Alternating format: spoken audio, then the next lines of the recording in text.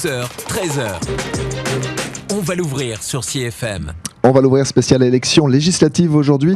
C'est le jury populaire de Philippe Gosselin, député de la première circonscription de la Manche, Villiers-les-Poêles, Saint-Lô, 40 ans, Sainte-Mère-Église. Bonjour monsieur le député. Bonjour Edouard Commis. Merci d'être avec nous. Une première question forcément, vous êtes candidat ou pas à votre succession? Écoutez, moi je l'ai déjà dit, il n'y aura pas de scoop extraordinaire, mais on se laisse volontairement un petit peu de temps, même si encore une fois il n'y a pas de surprise exceptionnelle à attendre, mais je veux travailler tranquillement et le plus sereinement possible tout le mois de mars, parce qu'il y a encore plein de choses à faire. Il y a la campagne présidentielle aussi à mener, donc allez, encore un peu de patience, mais vous pouvez lire largement au travers de mes propos. Bien sûr. Alors le jury populaire, c'est quoi? Nous avons voulu sur CFM mettre face à face les députés sortants de la Manche et des citoyens manchois qui ne sont ni journalistes, ni candidats, ni élus. Ce sont donc des citoyens, des électeurs qui vont directement vous questionner. Ce sont eux qui ont choisi les sujets. Ils vont poser leurs questions et vous répondre aussi. Alors on a le docteur Casimir Musinski à Coutances, Xavier Gonzalez, artiste à Tessé-sur-Vire, et Nicolas Bellet, expert comptable à Granville. Bonjour à tous les trois. Bonjour. Bonjour. Voilà, Philippe Gosselin, je rappelle que vous avez 50 ans, vous êtes natif de 40 ans, formation Sciences Po et Institut de la Défense Nationale. Vous entrez rapidement dans la carrière politique à 29 ans. En 1995, vous êtes élu maire de Rémy-sur-Lauzon. 2002, vous êtes le suppléant du député Lemoine, dont vous récupérez le fauteuil des députés en 2007. Vous êtes également le patron du parti Les Républicains dans le département. Vous êtes connu pour vos convictions conservatrices assumées, catholiques en particulier.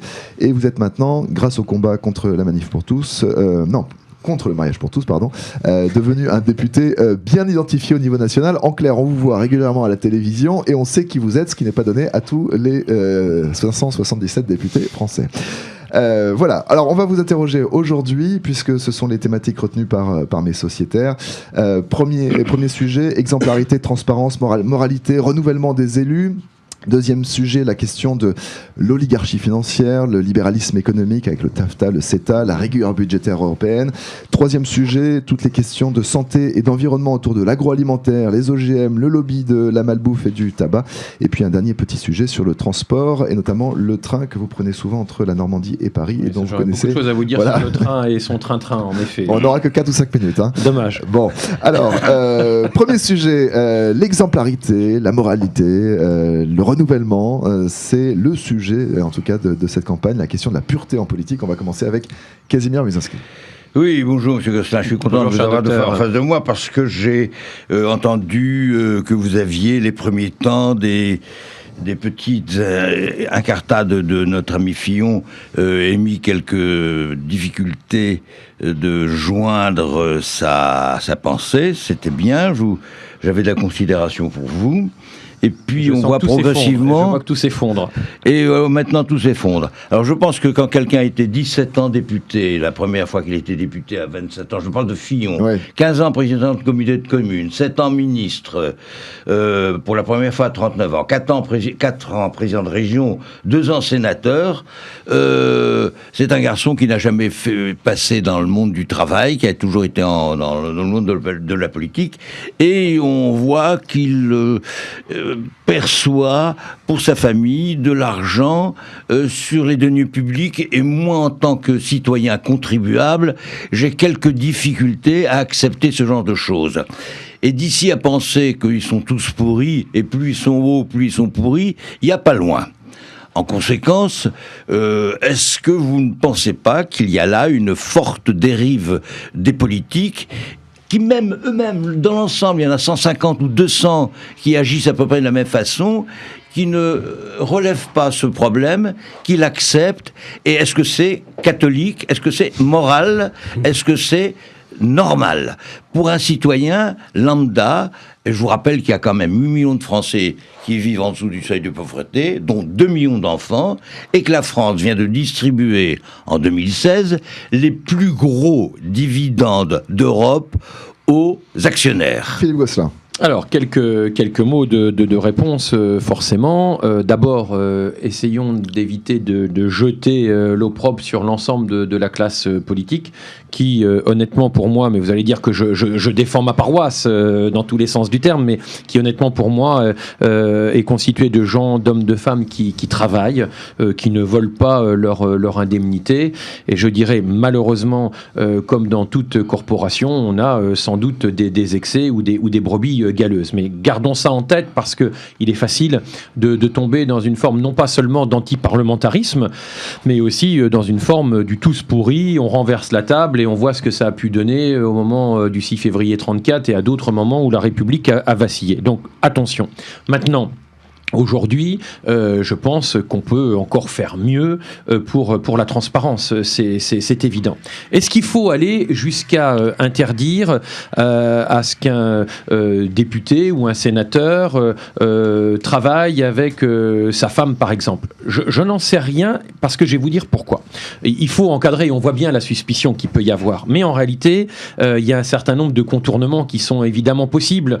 On a l'exemple du Parlement européen. Parlement européen qui interdit le travail pour les conjoints. C'est très bien. Sauf que on en a une qui s'appelle Marine Le Pen, dont le conjoint est parfaitement connu, c'est Alliot, mais ils ne sont ni pacsés ni mariés.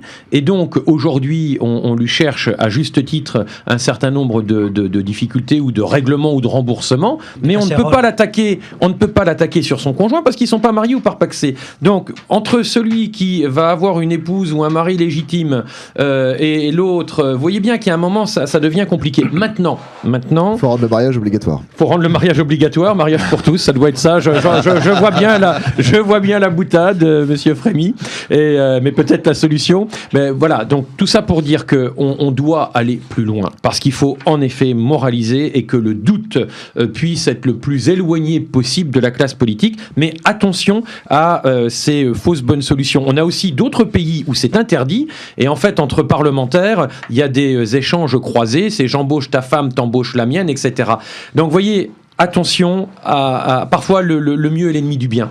Alors, il y a effectivement la question de... Ceci dit, il y a quand même 150 députés qui utilisent leur épouse et leurs proches, ou même leurs certes, mais aujourd'hui, ce n'est pas d'abord illégal, et réellement, en dehors de certains cas, et je laisserai la justice parler ou travailler sur le cas Fillon, mais réellement, moi je peux vous le dire, j'ai des collègues que je connais qui travaillent avec leur épouse, je les vois dans les couloirs, elles font un vrai boulot, il n'y a pas de raison de l'empêcher si le boulot est fait. On a dans nos entreprises, et je ne veux pas faire d'amalgame, mais dans une entreprise, on a aussi un certain nombre de conjoints, d'enfants qui travaillent dans une PME. C'est pas illégal. Et ça touche aussi de l'argent public, puisque là-dessus, il y a des cotisations sociales, il y a de l'impôt sur les sociétés, etc. Donc il y a aussi une part d'argent public.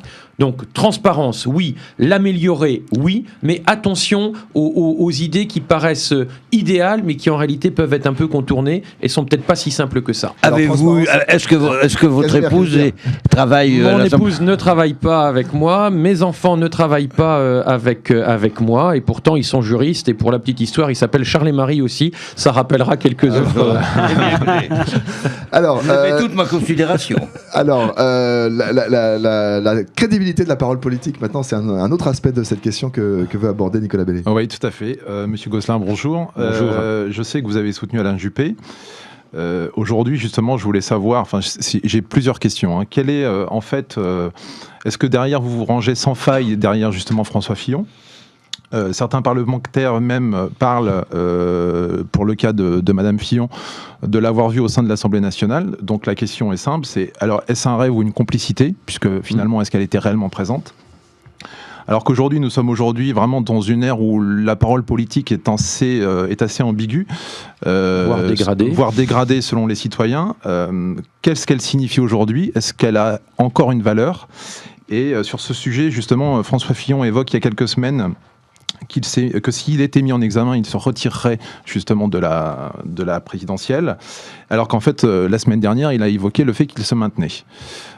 Encore une fois, la parole donnée devant des millions de Français est complètement bafoué. Qu'est-ce que ça vaut aujourd'hui ? Qu'est-ce que vaut la parole politique Alors, aujourd'hui ? pour répondre aux différents points que vous soulevez, je n'ai pas vu à l'Assemblée Pénélope Fillon, je le dis très, très sincèrement, mais ça ne prouve rien en réalité. Je vous le dis sincèrement. Tout à fait. C'est une grande maison qui est sur plusieurs bâtiments, en réalité. Il y a la partie liée au palais lui-même, où il y a l'hémicycle, etc. Mais personnellement, mon bureau est dans une autre rue de l'Université, au 101. Donc, on est une 60aine de députés par étage. Chaque député a son bureau avec la porte qui ouvre, etc. Et moi, je vous le dis sincèrement, et d'autres collègues vous diraient de la même façon, à droite comme à gauche, qu'on connaît les gens qui sont à notre étage ou autour de nous, mais sincèrement, on ne connaît pas les collaborateurs des autres. Tout à fait. Donc, moi, pour être allé à l'Assemblée, je sais exactement. C'est un vrai labyrinthe, et en soi, c'est pas une preuve, vraiment. Ça, c'est le premier point. Donc, j'en déduis rien par rapport à ça, réellement. Sur mon engagement, là aussi, quelques mots, puisque vous m'interpellez. Moi, je soutenais Alain Juppé parce qu'il correspondait majoritairement à mes idées. Alors oui, François Fillon avait des idées sur le plan sociétal, c'est très clair, plus proche des vôtres, beaucoup plus proche des miennes, des vôtres, pour ne pas dire les miennes. Bon, vous m'avez présenté comme étant un peu conservateur, je l'assume, c'est pas une insulte. Mais ce n'est pas une insulte d'une part, je le prends plutôt comme un compliment. Je suis catho, je l'assume, même si je ne prétends pas représenter, alors là surtout pas l'Église catholique, j'emploierai pas d'ailleurs le terme de lobby, on pourra y revenir tout à l'heure. Bon, exactement. Je crois qu'on a intérêt, je fais une petite parenthèse, à donner un peu d'espace aux religions, quelles qu'elles soient, et pas que les catholiques. Et je pense que la laïcité, ce n'est pas la négation des religions. Laissons-leur de l'espace public et pas simplement privé. À nous, société, de mettre les barrières et les limites. Mais je pense que les religions, quelles qu'elles soient, ont des choses à apporter au débat de la société et au débat public. Alors, pour revenir sur la parole, je reviens la crédibilité à Juppé, en deux mots quand même. Juppé, donc, ce côté gaullisme social. Voilà, on va faire simple. Les gens voient peut-être à peu près ce que ça veut dire. Voilà, une société de marché, pas hyper libérale, etc. Ça me convenait parfaitement. Donc voilà pourquoi j'avais soutenu Juppé. Maintenant, le rôle des primaires, c'est de choisir son champion. Donc j'avais rallié, sans me pincer le nez, de bon cœur, Fillon. J'ai pris effectivement, à un moment donné, mes distances parce que j'estimais qu'il y avait trop de questions qui se posaient et qu'il fallait envisager un recours qui aurait dû... Est-ce que d'ailleurs, est-ce qu'il peut exister ce recours ? Alors, très clairement, aujourd'hui, la réponse est définitivement non. Il n'y a plus aucun recours possible.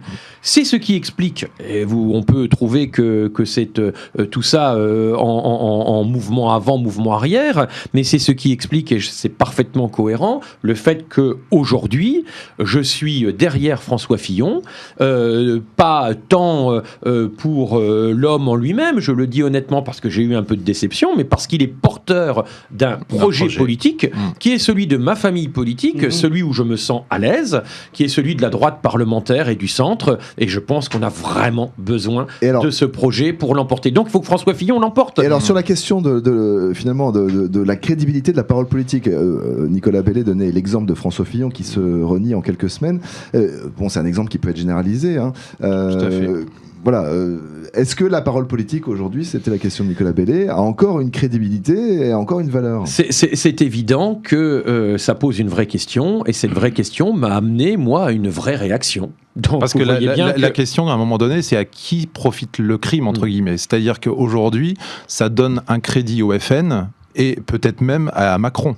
Ah bah très clairement. Ah oui. Très clairement, ce qui se passe aujourd'hui est mauvais pour tout le monde. Moi, j'ai vu beaucoup de collègues, y compris socialistes, de la majorité d'aujourd'hui, qui ont été très prudents et très modestes avec toutes nos aventures, parce qu'aujourd'hui, pour des raisons très différentes, évidemment, ça n'a rien à voir, mais le PS est en train de se fracturer.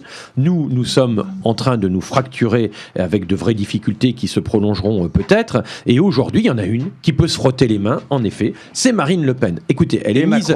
Et Macron, oui, mais pour des raisons différentes. Le Pen est mise en examen à détourner de l'argent, etc. Ça glisse sur le dos de ses électeurs comme sur le dos d'un canard. C'est extraordinaire.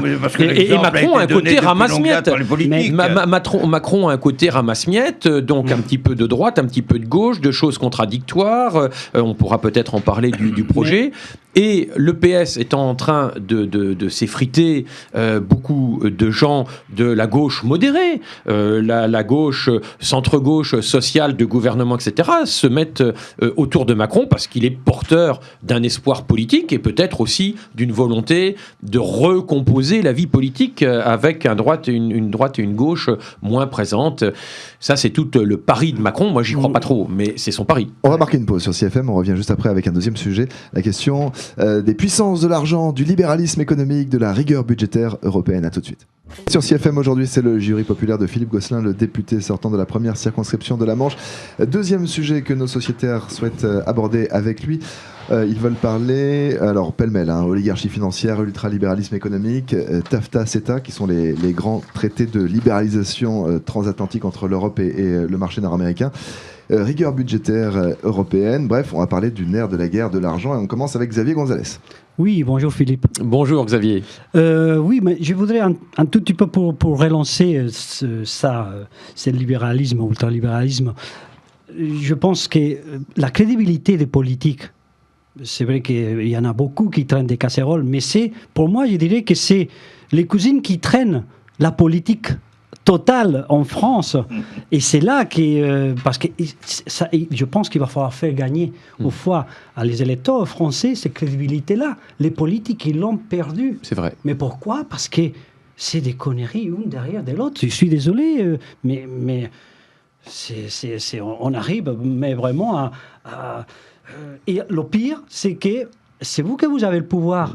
On est dans une république française, mais on dirait qu'on est dans un royalisme de politique. Vous votez vos propres lois, et bien sûr, vous ne pouvez pas décapiter le roi. Donc, c'est vous votez vos propres lois, et on arrive à cette dérive-là que le peuple, il ne vous croit plus à aucun politique. Et c'est ça que maintenant, on est en train de voir qu'il y a les extrêmes dangereux que peut-être ils vont revenir. Bon, bref. Moi, je voulais venir par rapport à les traités internationaux, le fameux CETA. TAFTA, il a été enterré, mais les Américains avec les Canadiens, ils peuvent revenir. Soyons prudents. C'est pareil. Voilà. Le Canada, c'est le fauné des États-Unis. Et donc, moi, ma question... Je vais juste rappeler, Xavier, si tu me permets, ce que c'est que le TAFTA et le CETA. C'est le projet, c'est la création d'un marché unique transatlantique, marché européen plus marché nord-américain unifié, parce qu'il faut évidemment, la logique est la suivante, que le marché soit toujours plus large pour gagner toujours plus d'argent, parce que c'est sur les volumes que les profits augmentent. Ouais. Et alors, si les barrières douanières ont disparu depuis longtemps, on sait qu'il reste des normes sociales, sanitaires, environnementales, culturelles, qui sont toujours des freins, justement. Et l'objet de ces traités, en tous les cas, ceux qui les pourfendent, c'est ce qu'ils disent, c'est de faire sauter ces dernières normes non tarifaires. Sauter les douanes. Voilà, et qui seraient donc un danger pour Alors, il n'y a pas que les douanes on va en parler. Ouais. Non, il n'y a pas que les douanes. Laisser aux grosses entreprises multinationales et donc, moi, le droit d'attaquer un État. Alors, Xavier Gonzalez. La question, elle est simple, c'est que bientôt, Philippe, vous allez être tous les députés en vacances. Parce que avec ces traités-là, c'est les multinationales qui vont détenir le pouvoir. Vous n'allez même pas pouvoir choisir. Et alors là, on est sur un paradoxe. Moi, je pense qu'il faut absolument que les citoyens ils viennent vers vous, vers les élus, pour absolument faire un barrage à ces traités-là. Mais ce n'est pas seulement que la France, il faut que ce soit tous les pays européens. Et donc, moi, je voudrais savoir ton le point de vue là-dessus, bien sûr. Très, très clair. Je crois qu'il faut, en toute chose, l'équilibre. Je parlais de gaullisme social tout à l'heure. Ça renvoie aussi à la place du marché et à la régulation du marché. Moi, je crois que le système économique qui fonctionne le mieux, c'est le marché. C'est le marché appuyé sur la loi de l'offre et de la demande. Sauf que le marché, si on ne l'encadre pas, si on ne le surveille pas, il est fou. Il est fou, je ne crois pas du tout à la main invisible du marché qui s'autorégule. Il faut que l'État, ça c'est le côté régalien de l'État auquel je suis très attaché, il faut que l'État fixe les règles du jeu. L'équilibre, c'est quoi ? L'équilibre, c'est que nous puissions, Français par exemple, et nos entreprises évidemment, et avec donc les emplois derrière, que nous puissions exporter. Bien sûr. Bien évidemment. Nous sommes encore dans une agriculture forte, avec des produits agroalimentaires conséquents. On peut parler aussi d'un certain nombre de réussites industrielles technologiques. Je pense à l'aérospatiale, même si on travaille en liaison évidemment avec d'autres États européens, mais c'est Kourou, et c'est l'Agence spatiale européenne, etc. C'est Ariane, pour faire simple. C'est aussi l'aviation, c'est aussi des TGV, etc. Tout ça n'est pas simple, mais il faut qu'on puisse exporter. Et parfois, il y a des questions de normes qui se posent. Exemple avec le Canada. Pour des raisons culturelles, pour des raisons aussi liées à l'état d'esprit anglo-saxon, qui n'est pas notre état d'esprit. Tout ce qui est fromage, au lait cru, etc., là-bas, ils ne connaissent pas. Voilà, le bon camembert qui pue, je vais faire un peu trivial, le maroilles, etc., ou le roquefort, excellent au demeurant, tout ça, ils ne connaissent pas parce qu'ils se méfient avec leurs normes, il faut protéger tout le monde, le zéro défaut, machin, etc. Donc, on est bien obligé, et ça me paraît nécessaire, d'avoir des conventions internationales, des traités qui permettent de réguler tout ça. C'est le cas du CETA avec le Canada. Il y a des choses à dire et à redire sans doute sur CETA, mais j'avoue que CETA ne me pose pas globalement trop de problèmes, pour plusieurs raisons, et je m'en explique. D'abord, c'est un traité qui ne lie que le Canada et l'Europe. Le Canada, c'est pas les États-Unis. Oui, mais vous savez.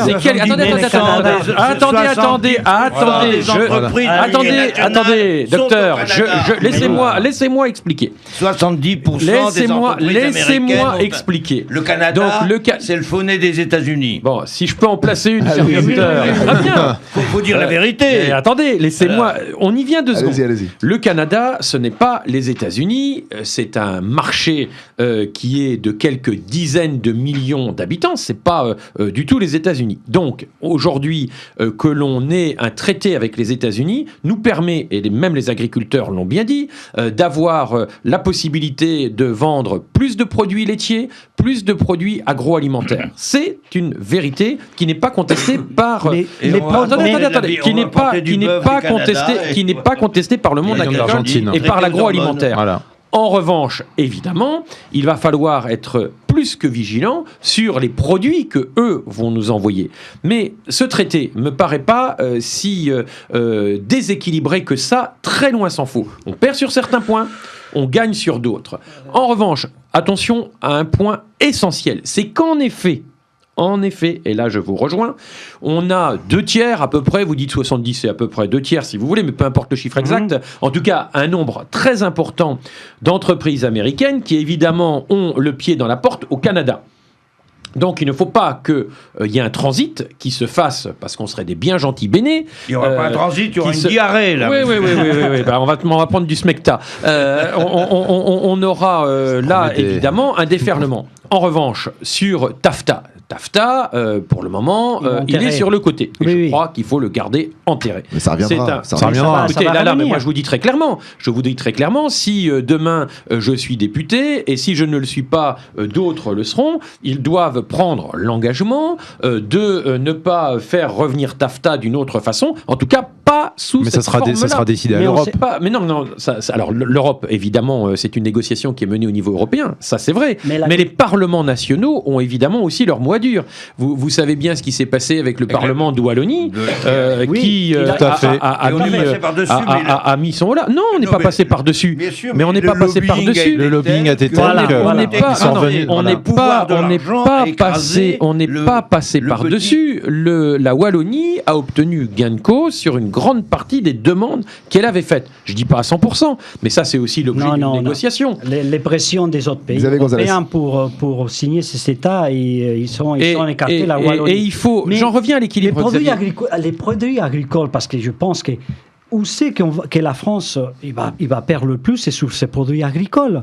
Qu'est-ce qui va se passer? Les conséquences avec nos normes environnementales qu'on a, notre service de défense aux consommateurs, nos vins, nos AOC, tout ça reste justement. Tout ça reste. Mais il faut savoir tout ça reste. Non, mais si on regarde, il y a des calculs qui disent que le Canada il va pouvoir exporter jusqu'à l'heure d'aujourd'hui, il y a 4162 tonnes de bœuf qui arrivent du Canada.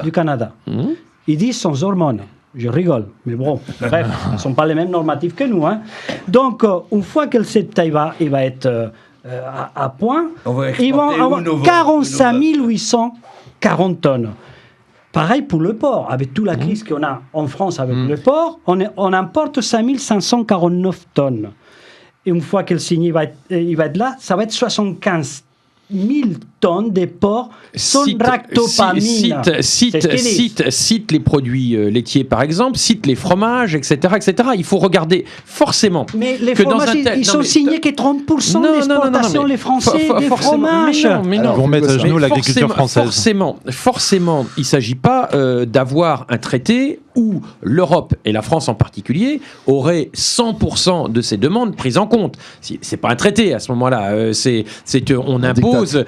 Voilà. Bon, donc ce n'est pas possible. C'est évident, quand je parle d'équilibre, que sur certains sujets, on a mis de l'eau dans notre vin. C'est bien évident. Personne ne dira le contraire. Mais sur d'autres sujets, je pense à certaines productions viticoles, je pense au fromage, je pense aux produits laitiers, je pense à d'autres produits agroalimentaires, et pas à la viande spécifiquement, ça c'est vrai, mais sur d'autres produits alimentaires, là, en effet, nous, on est largement bon. Donc, on peut pas, c'est pour ça que je parle d'équilibre, on ne peut pas souhaiter que nos entreprises puissent exporter sans qu'il y ait un retour. C'est clair. Sinon, on fait des digues de sable et ça ne tient pas la route. Alors, moi, je souhaite qu'on puisse exporter, que l'agriculture française ne soit pas limitée uniquement à l'Europe. Et on a de vrais atouts. Et on peut en parler de l'agriculture un peu plus longuement, peut-être d'ailleurs. Juste avant oui, on en parlera juste après la prochaine pause pub, encore avec Xavier, effectivement, qui voulait aborder avec vous des questions d'agroalimentaire, de santé, d'environnement, d'OGM.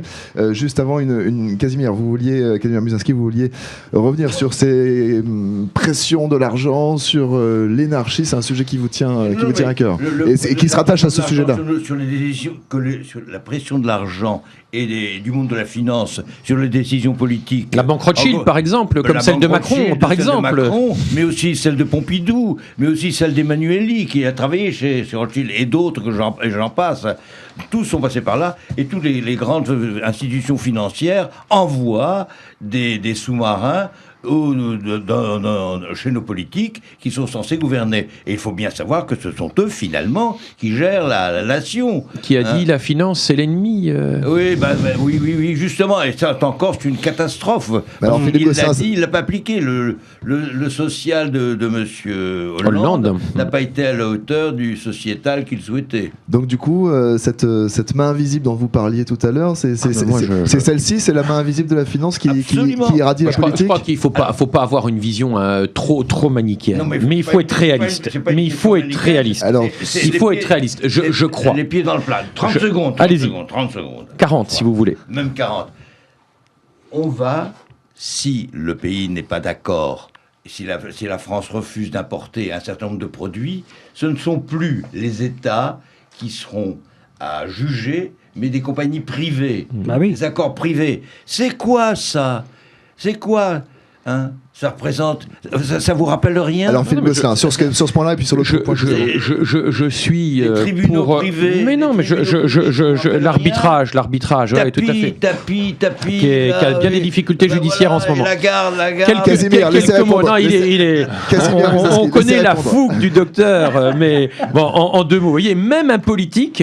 qui a un petit peu d'expérience, mais pas suffisamment manifestement, s'incline devant le docteur.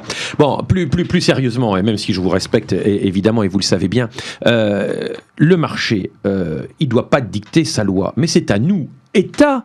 Moi, je n'abandonne pas le régalien. Je vais vous dire qu'on me traite parfois de jacobin. Bon, jacobin parce que je suis pour la décentralisation, mais je considère que l'arbitre suprême, c'est l'État. Donc, à l'État de ne pas abandonner les règles du jeu à d'autres. Maintenant, il ne faut pas non plus être manichéen. On est dans un monde qui est évidemment ouvert.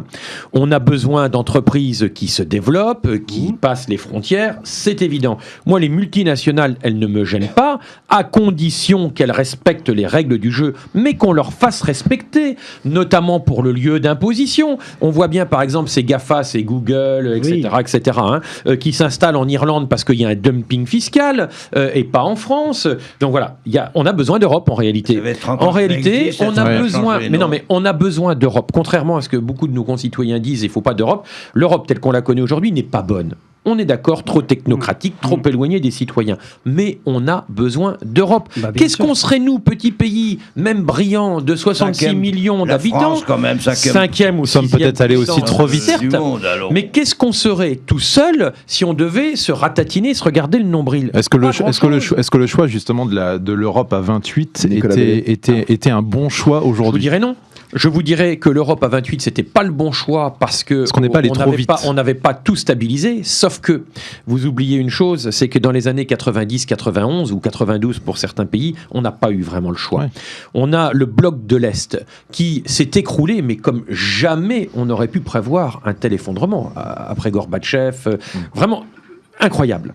Bon, on avait une dizaine de pays qui passent de la Hongrie à la Roumanie en passant par la Pologne et la Tchécoslovaquie. Entre parenthèses, la République tchèque, c'est extraordinaire. Hein. C'est un des petits dragons d'Europe. En Hongrie, ça marche bien. Ils sont en train de rattraper à vitesse phénoménale. Mais que ces pays-là, à l'heure actuelle, c'est les pays les plus extrême droite. Oui, c'est un autre problème. Mais ces pays-là, on ne pouvait pas les laisser sur la touche. Non. Donc, il fallait les intégrer. Il fallait qu'on les prenne sous notre aile. L'erreur qui a été faite, c'est peut-être de ne pas les avoir laissés un peu plus longtemps en situation intermédiaire. Sauf qu'il y avait des forces politiques internes aussi dans ces pays-là qui n'avaient pas très bien accepté l'effondrement du communisme et une économie complètement assistée. Enfin, honnêtement, l'économie roumaine ou bulgare. Alors, prenez la Bulgarie, c'était encore aujourd'hui d'ailleurs. Hein, c'est mafieux pour une part. Roumanie aussi. Bon, donc honnêtement, je suis d'accord avec vous. C'est un regret, mais je crois qu'on ne pouvait pas faire autrement. On marque une pause. On peut faire une Europe à plusieurs vitesses. C'est pas interdit. Il faudrait peut-être s'y mettre enfin. Oui. On marque une pause sur CFM. Le jury populaire de Philippe Gosselin revient juste après cette courte pause. On va l'ouvrir, revient dans un instant sur CFM. Spéciale élection législative aujourd'hui avec Philippe Gosselin, député de la Manche. C'est le jury populaire. Le principe, c'est qu'on met le député sortant en face de 3 citoyens manchois. Le docteur Casimir Vuzinski qui, comme toujours, est très en forme. Xavier Gonzalez. Je confirme, très en forme, docteur. Xavier Gonzalez qui, comme toujours... matin, midi, soir.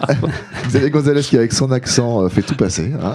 Non. Si, vous venez de dire que Philippe Gosselin serait bientôt au chômage parce que les firmes multinationales prendront le pouvoir. Et nous aussi Nicolas Bellet, expert comptable de la Grandville, qui est avec nous. Alors, Xavier Gonzalez, je vous redonne la parole puisque vous voulez maintenant évoquer des sujets qui tournent autour de la santé, de l'environnement, bien sûr, agroalimentaire, OGM, lobby de la malbouffe, lobby du tabac. Bien sûr, parce que je pense que ça touche nos enfants et je pense qu'il faut penser est-ce qu'on va leur laisser. Et bien sûr, étant que député, vous votez avec... tous vos concitoyens élus, vous prenez des engagements que des fois, le peuple derrière, on reste un tout petit peu perplexe. Là, dernièrement, Marisol Touraine, la ministre, elle a voulu faire passer les fameux logos tricolores, qui permet de voir en un seul coup d'œil sur les produits à des consommations, qu'est-ce que c'est le mieux et le pire. Aussitôt, les lobbies, ils sont venus voir nos chers députés et ça y est, ça a été en quatre temps, ça a été vraiment bouclé l'affaire. Ça veut dire qu'ils ont, il y a eu les Nutri-Repères et les Sens et Carrefour et les grandes distributions. Nutri-Repères, c'est l'industrie agroalimentaire qui ont dit ces logos-là des tricolores, il ne va pas être bon, il faut utiliser les nôtres. Donc ça y est, le lobby agroalimentaire qui ont fait la pression. Donc en plus, il y a eu le coprésident, c'est Christian Baboussian. Bon, vous connaissez mieux que moi. Moi, la question, elle est simple. Mes chers députés, je ne dis pas mon cher Philippe, je dis mes chers députés, qu'est-ce que vous défendez? L'intérêt des Français et l'intérêt des industriels, des multinationales, ou l'intérêt de quelques portefeuilles de quelques députés? Voilà. Bon, j'ai pas de part dans l'industrie agroalimentaire, ni dans l'industrie des produits phytosanitaires, etc. Bon, voilà, faut que ça soit dit en passant. Là aussi, je crois qu'il y a besoin d'équilibre, et je prétends pas que l'équilibre aujourd'hui soit atteint. Il est évident qu'il doit y avoir une information la plus complète possible pour le consommateur. C'est évident. C'est évident. Ah oui. Ça ne suffit pas. Il faut aussi qu'on ait un travail de prévention et donc d'information, de culture aussi à l'équilibre alimentaire. Ça se fait dans les écoles, dans les familles, etc. C'est important. Mais ça veut dire aussi que sur un certain nombre de sujets, oui, il faut croiser le fer avec les entreprises qui ont toujours intérêt, mais je les comprends et je jette pas la pierre parce qu'encore une fois, c'est aux politiques de résister et d'aller au bout de sa démarche, qui doivent, les politiques, donc, imposer un certain nombre de normes. En ayant fait comme ça, depuis plusieurs années maintenant, on a réussi, grâce à l'action des gouvernements, et je ne dis pas simplement gouvernement de droite ou de gauche, mais grâce à l'action de l'État, à diminuer fortement, et il faut continuer encore, le sucre dans les aliments. Il n'y a pas nécessairement besoin de rajouter autant de sucre, nécessité aussi de rajouter autant de sel.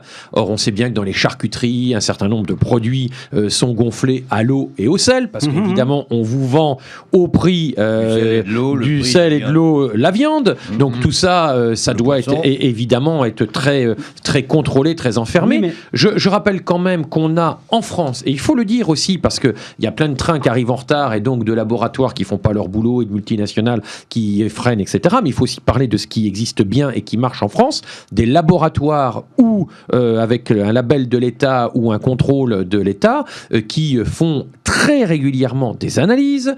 Et on mais on a en France, il faut aussi le rappeler, une qualité des produits et notamment agroalimentaires qu'on ne retrouve pas dans le reste de l'Europe. Mais alors... Réellement. Et ça, ça peut être demain maintenu et amélioré. Sur le débat, les tricolores, chaque année en France, rouge, vert, ça passe ou ça passe pas. Chaque année en France, la malbouffe provoque 3 fois plus de morts que les tabacs et 50 fois plus de morts que les accidents de la route. 30% des cancers, 500 000 insuffisances cardiaques, 2 millions de diabètes, 8 millions d'obèses. Oui, mais ça. Mais ces chiffres-là, ils sont là. Ça, je dis pas que les chiffres. Je dis pas que ces chiffres-là ne sont pas là. C'est un vrai problème non seulement de santé individuelle, mais de santé publique. C'est aussi tout ce qui est lié à l'obésité qui est en train de prendre vraiment une part très importante, et notamment chez les jeunes, oui. Mais qui est lié pour une part à des produits trop sucrés, les coca, les autres qui sont bu, les machins. Sans citer une marque. Tu as raison, ça sera mieux de dire les sodas, enfin, toute cette malbouffe qui est bien existante, mais ce n'est pas simplement, même si ça a un vrai intérêt, je ne le conteste pas, ce n'est pas simplement un petit logo sur un produit qui va dire c'est rouge, attention, ça passe pas, c'est vert, ça passe, mais la combinaison de tout ça, c'est pour ça quand on martèle qu'il faut aussi 5 fruits et légumes par jour, qu'il faut de la variété, c'est une culture qu'il faut développer. Et c'est là où je crois qu'il faut résister, j'y reviens, à ce rouleau compresseur anglo-saxon, parce que ce modèle du fast-food, du soda, etc., c'est pas celui que je veux pour mon pays. Donc des règles. Quand tu prends un paquet... la taxe sur les sodas. Pour des règles. Mais quand tu prends, Philippe, un paquet des gâteaux, est-ce que... Quand on regarde bien, est-ce qu'on comprend quelque chose ? Il n'y a pas que les anglo-saxons aussi. Oui, mais le paquet de gâteaux, tu vois bien que si tu mets, par exemple, si c'est un paquet, on va dire, on va prendre un palais normand, 23% de beurre dedans, etc. Ah, c'est bon. Mais c'est pour ça que j'en parle. Non, mais t'es surtout pas moi, Faut un bon produit. Vous êtes d'accord, Édouard Frémy ? Bon, allez, on va prendre ça. Si t'en manges un ou deux, il n'y a aucun souci. Aucun problème. Maintenant, si tu vas te taper la moitié de ton paquet de biscuits, c'est pas du vert qu'il faut mettre sur le paquet, c'est du rouge. Donc c'est là où je dis attention. Il y a un certain nombre de choses qui sont des évidences comme ça. On dit rouge, on sait que c'est comme pour les feux tricolores, rouge ça passe pas, vert ça passe, etc. Mais c'est aussi, et encore une fois, moi ça me pose aucun problème, et il faudrait sans doute en passer par là. Mais attention, il y a un deuxième étage à la fusée, c'est aussi que les gens aient bien en tête que si on a mangé du rouge à un moment, on peut très bien avoir du vert à côté. C'est la conjonction de l'ensemble qui fait qu'on a une alimentation équilibrée. Alors, donc j'en reviens à l'éducation. essentiel. Le problème n'est pas seulement Casimir là, le Musinski. problème est aussi au pouvoir d'achat des gens. bien le pouvoir sûr. d'achat C'est des ça, gens, ça, c'est fait évident. qu'on achète les choses les moins chères. Les moins chères, oui.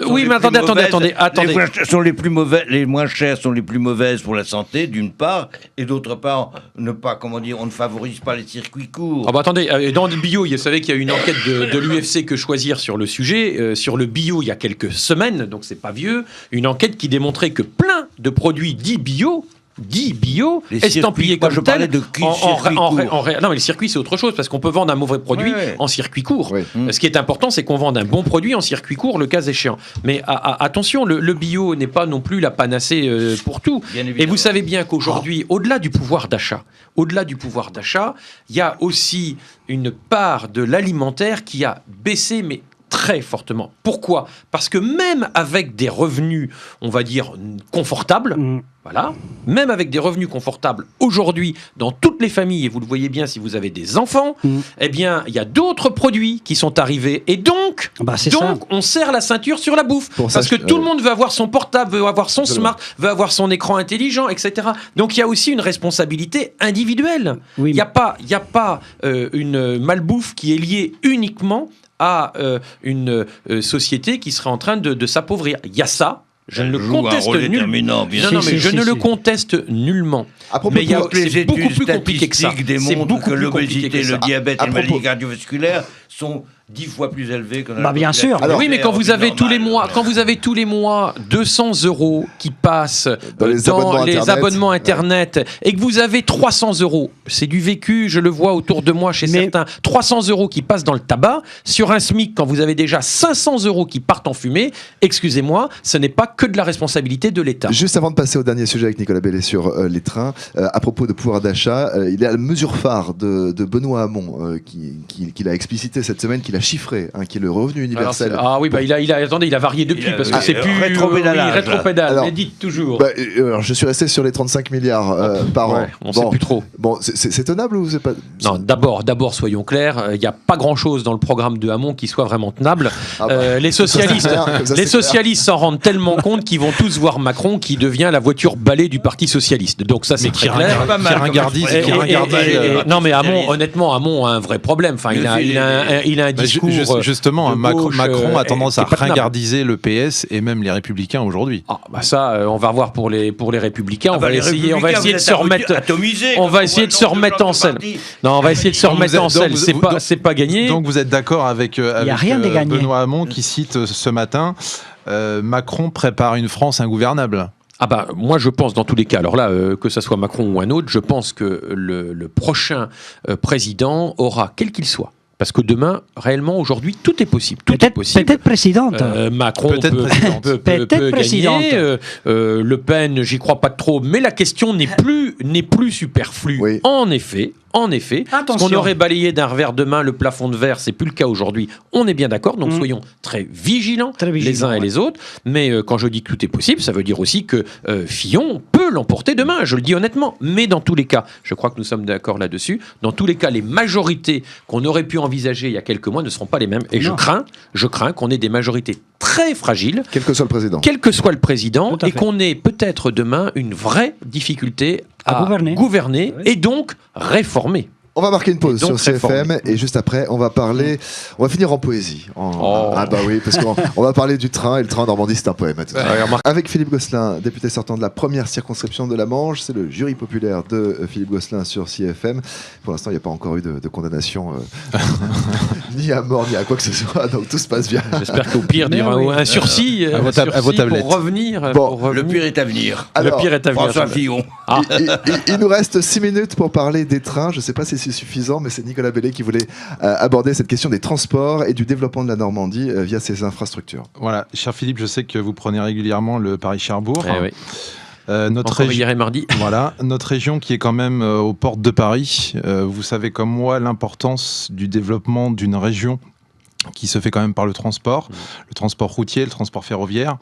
Mais depuis des années, en fait, nous avons le sentiment qu'en fait, notre contrée, justement, recule, puisqu'aujourd'hui, il faut toujours 3 heures, un peu plus de 3 heures pour aller sur Granville et un peu plus de 3 heures pour aller sur Cherbourg. Je ne parle pas des problèmes que vous avez, je sais, connus également sur ce trajet. Hervé Morin, d'ailleurs, a lancé un genre de plan Marshall sur la gestion, justement, du rail en Normandie.